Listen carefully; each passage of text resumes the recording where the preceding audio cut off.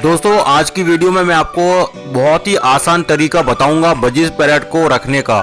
यानी कि अगर आप फार्म बनाना चाह रहे हैं, आप अपने फार्म को कहते हैं जिसमें ज़्यादा से ज़्यादा पेयर हों और आपने उसको एक इनकम पर्पज़ से आपने रखा हुआ हो, तो कम से कम अगर आपने 50 से 100 पेयर 200 पेयर रखना चाह रहे हो तो उसके ऊपर मैं आज एक वीडियो बना रहा हूं जो कि बहुत आसान तरीके से आप अपने बर्ड्स को रख सकते हैं और उसकी केयर कर सकते हैं। सब्सक्राइब दबाकर बेल आइकन दबाना ना भूलें। दोस्तों इस वीडियो में सारी मेडिसिन की इंफॉर्मेशन भी दूंगा और डाइट की इंफॉर्मेशन भी दूंगा। आप चाहें तो इस तरीके से भी अपने बर्ड्स को पाल सकते हैं, और अगर आपको सिर्फ नॉर्मल तरीके से बर्ड्स रखने हैं और ज़्यादा टाइम नहीं है आपके पास, ज़्यादा बर्ड रखना चाह रहे हैं और बर्ड को हेल्दी भी रखना चाह रहे हैं साथ के साथ, तो आप मेरी ये वाली वीडियो देख सकते हैं। इस वीडियो के अंदर मैं आपको एक एक तरीका बताऊंगा जो कि आपके लिए बहुत ही फायदेमंद होगा, आपके बर्ड्स के लिए बहुत कम टाइम में होगा और कम खर्चे में होगा। दोस्तों सबसे पहले तो आप ये याद रखें कि जब भी आप बर्ड्स खरीदें तो आपको पट्टे खरीदने हैं जिसको यंग बोलते हैं। 3 से 4 महीने की एज के होने चाहिए, 3 महीने से कम भी चल जाएंगे, यानी कि लास्ट 2.5 महीने के। और दोस्तों कोशिश ये करें किसी ब्रीडर के घर से लेकर आएँ। अगर आपके एरिया में काफ़ी सारे ब्रीडर हैं या आपके टच में कुछ लोग हैं तो आपको मान लीजिए कि 30 पेयर से स्टार्ट करना है, 30 पेयर से, तो कोशिश ये करें कि 3 जगह से लें 10-10 पेयर। अगर 3 जगह से 10-10 पेयर के हिसाब से लेंगे तो वो आपके लिए बहुत ज़्यादा अच्छा रहेगा और ब्रीडिंग भी आपको बहुत ही अच्छी मिलेगी और लॉन्ग टर्म तक किसी भी तरीके की कोई प्रॉब्लम सामने नहीं आएगी। दोस्तों अगर आप इसका फार्म बना ही रहे हैं तो सबसे अच्छी चीज़ आती है इसके बनाने में सीमेंटेड की। अगर आप दीवारों का एक रूम टाइप का इसका फार्म बनाते हैं, कॉलोनी बनाते हैं, वो बहुत ही बढ़िया रहती है। दोस्तों छत हो सके तो आप सीमेंटेड वाली शीट की बना सकते हैं। अगर सीमेंटेड वाली शीट की बनाना नहीं चाह रहे हैं तो आप एंगल और पत्थर की बना सकते हैं, वो भी बहुत सस्ती पड़ती है। रूम के अंदर दोस्तों कम से कम 2 विंडो लगाएं आप, जिसका कि क्रॉस वेंटिलेशन हो, एक तरफ से हवा अंदर आए और दूसरी तरफ से हवा बाहर चली जाए। विंडो को क्लोज करने के लिए दोस्तों आपको उसमें डोर का इंतजाम भी करना होगा, क्योंकि कभी कभी जब तेज़ हवाएं चलती हैं तो उस टाइम हमको विंडो क्लोज करनी होती है। तो उस तरीके से आपको छोटे इसमें डोर लगवानी होगी और कोशिश करें कि कांच वाली डोर लगवाएं जिससे कि बाहर से रोशनी भी अंदर आए। इसी के साथ साथ दोस्तों आपको अपने रूम के अंदर जो कि फार्म बना रहे हैं आप, उसमें कॉर्नर में एक आपको एग्जॉस्ट फैन के लिए आपको जगह छोड़नी होगी। उसमें आपको एग्जॉस्ट फैन लगाना होगा और उसको चारों तरफ से जाली से कवर करना पड़ेगा ताकि बर्ड को किसी तरीके का नुकसान नहीं हो। रूम के अंदर जाने के लिए जो डोर लगानी है वो जाली की होनी चाहिए, ताकि आप जब भी अंदर जाएं तो आपको नज़र आए कि कौन सा बर्ड जाली के पास है, डोर के पास है, ताकि वो कभी भी बाहर ना निकले। तो इसलिए आपको जाली का ख्याल रखना है। तो इस तरीके का जो सेटअप होता है ना वो बहुत कामयाब सेटअप होता है, क्योंकि दोस्तों जब भी सर्दी आती है या फिर ठंडी हवाएं चलने लगती हैं या बारिश की ठंडी हवाएं चलने लगती हैं, उस दौरान हम लोग एकदम से अपने कॉलोनी को कवर नहीं कर पाते हैं, जिसकी वजह से बजीज पैरेट बीमार हो जाते हैं। तो अगर हम इस तरीके का रूम बनाएंगे तो हमारे बजीज पैरेट को बहुत ज़्यादा बेनिफिट मिलेगा। इसके अलावा दोस्तों रूम के अंदर CFL होने चाहिए, ठीक है। छोटी वाली जो CFL होती है जो कि LED लाइट कहलाती है, उससे डे लाइट वाली रोशनी तेज़ हो जाती है।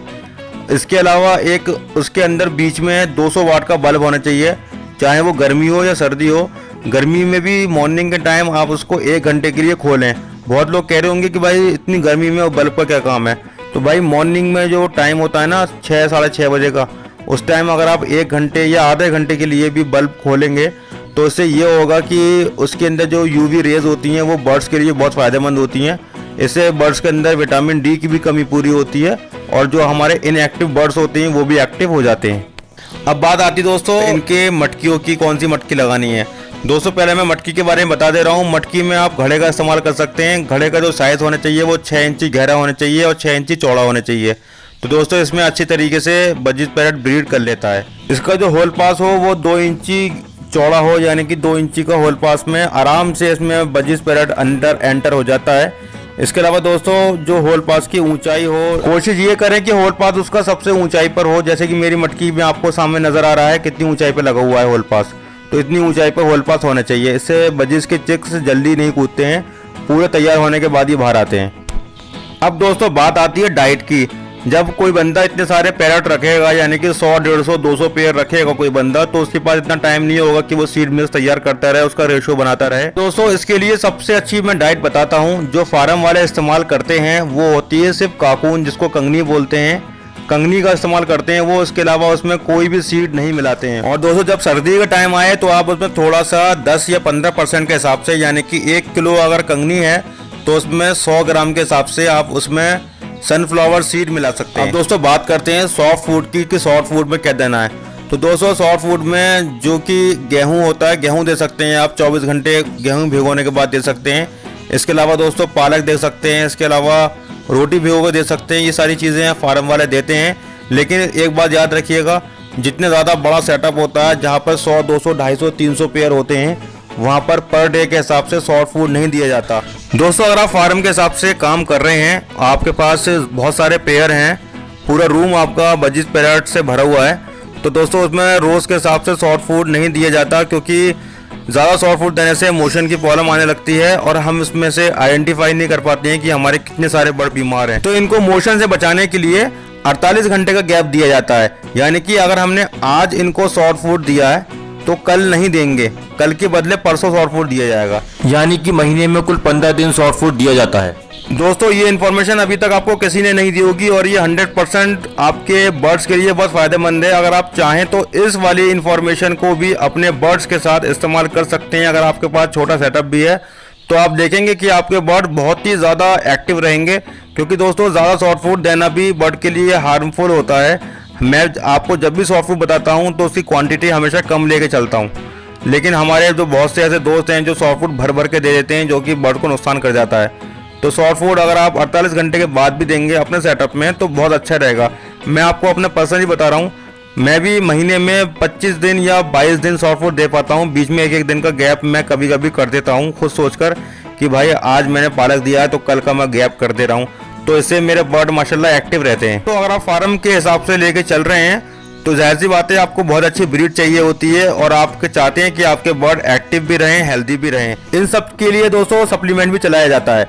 मान लीजिए अगर आपको अपने बर्ड रखने हैं, बहुत सारे बर्ड हैं आपके पास, तो आपको क्या करना है कि 7 दिन तक तो आपको कैल्शियम का कोर्स कराना है, जिसमें विटामिन D3 भी मौजूद होना चाहिए।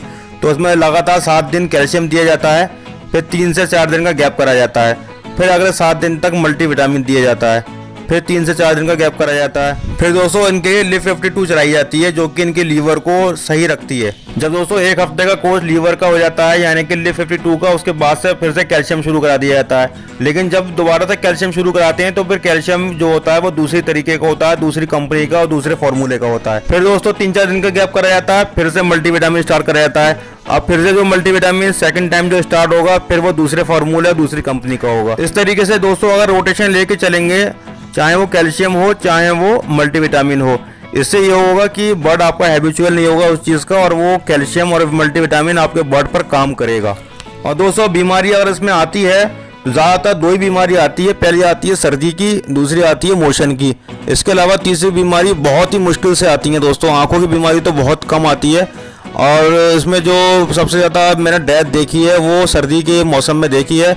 इनको बस सर्दी से बचाना होता है। टेम्परेचर इनको मिनिमम कम से कम 25 डिग्री सेल्सियस देना चाहिए। इससे कम का टेम्परेचर होता है ना तो ये बेकार होने लगते हैं।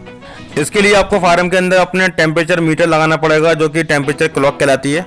क्लॉक के अकॉर्डिंग फिर आप उसके अंदर का टेम्परेचर मेंटेन कर सकते हैं। दोस्तों अगर सर्दी लग जाती है आपके बर्ड्स को तो डॉक्सीसाइक्लिन बहुत अच्छा काम करता है। डॉक्सीसाइक्लिन कैप्सूल के साथ साथ आपको पैरासीटामोल भी देना होगा ताकि वो वर्क अच्छा करे। इसके अलावा अगर मोशन लग जाते हैं तो मोशन के ऊपर मैं बता चुका हूँ ऑलरेडी, उसमें आप नॉर-TZ दे सकते हैं। इसके अलावा ऑफलॉक्स OZ दे सकते हैं। तो दोस्तों यही इनकी मेडिसिन है, यही इनकी डाइट है। और सॉफ्ट फूड तो पहले से आपको पता ही होगा, गेहूँ, चना, जौ, ये सब चीज़ें आप भिगो के दे सकते हैं, यानी कि इसमें बीच में 48 घंटे का गैप होना चाहिए। फार्म के हिसाब से अगर काम कर रहे हैं, बहुत ज़्यादा क्वांटिटी में आपके पास बर्ड है तो। और दोस्तों इसके साथ साथ आप इनको फिट रखने के लिए नीम के पत्ते और तुलसी के पत्ते टाइम टू टाइम देते रहें, हर 15 दिन के बाद, 10 दिन के बाद। इससे आपके बर्ड में बीमारी लगने के चांस बहुत कम हो जाते हैं। पानी दिन में 2 बार चेंज करना होगा और सीड डेली चेंज करना है। डेली उसको देखना है, साफ रखना है, उसमें किसी भी तरीके का बैक्टीरिया पैदा नहीं होने देना है। फार्म को बिल्कुल क्लीन रखना है और टाइम टू टाइम उसको वॉश करना है। बहुत सारे डिसइंफेक्टेंट केमिकल्स आते हैं, वो मैं बता दूंगा बाद में। सबसे आसान जो तरीका होता है वो डेटॉल होता है। डेटॉल मार्केट में मिल जाता है कहीं पर भी, वो उससे आप धो दिया करें। यानी कि एक बकेट के अंदर आप 20 से 25 ml डालकर बहुत अच्छी तरह आप अपने फार्म को धो सकते हैं। उससे भी दोस्तों काफ़ी तरीके के जर्म्स ख़त्म हो जाते हैं। और दोस्तों इन सब के अलावा हमको कुछ चीज़ें ऐसी हैं जो हमेशा अपने फार्म के अंदर रखनी होगी, जिसको बोलेंगे हम काला नमक, जो कि हमको हमेशा रखना है। एक होता है लाहौरी नमक, जिसको सेंधा नमक भी बोलते हैं, वो भी हमको अपने फार्म के अंदर बर्ड के पास रखना है। आप उसको एक किसी बड़े से पॉट के अंदर रख सकते हैं, सारी चीज़ों को एक साथ। और नमक के आपको बड़े साइज़ के डेले रखने होंगे। चिकनी मिट्टी के डेले भी आपको इसके अंदर रखने होंगे। चिकनी मिट्टी के साथ साथ आपको कैल्शियम ब्लॉक बनाकर रखना होगा, जो कि पीओपी से बनता है। उसका तरीका मैं आपको बता चुका हूँ, आप नीचे डिस्क्रिप्शन में चेक कर लीजिएगा। मैं उसका तरीका नीचे वीडियो में मिल जाएगा आपको कैसे बनाया जाता है।